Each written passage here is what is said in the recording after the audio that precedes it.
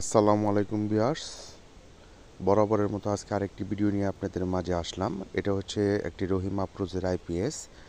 এটা ঝড় হয়েছে, ঝড়ের সময় বিদ্যুৎ স্পর্শ হয়ে এটির সার্কিটটি নষ্ট হয়ে যায়।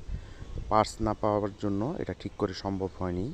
তো এটাকে আমরা কাজ করি একটা ডিএসপি 600 ওয়াটের সার্কিট দিয়ে। তো কাজ করার আগে দেখতে পাচ্ছেন তাদের কোম্পানির সার্কিটগুলা কিভাবে সেট করছে, তারগুলা কিভাবে এলোমেলো, আর আমরা কাজ করছি তারগুলা সুন্দরভাবে গুছিয়ে আনছি এবং দেখতে যাতে সুন্দর হয় এর জন্য কাজগুলা করছি। যতটুকু সম্ভব সুন্দর করে করার চেষ্টা করছি। দেখতে পারতেছেন আমাদের সার্কিটটা এবং সামনে যে ডিসপ্লে লাইনগুলো আছে, এলইডি লাইনগুলো আছে, ঠিক সেভাবে রেখেই কাজ করছি। আশা রাখা যায়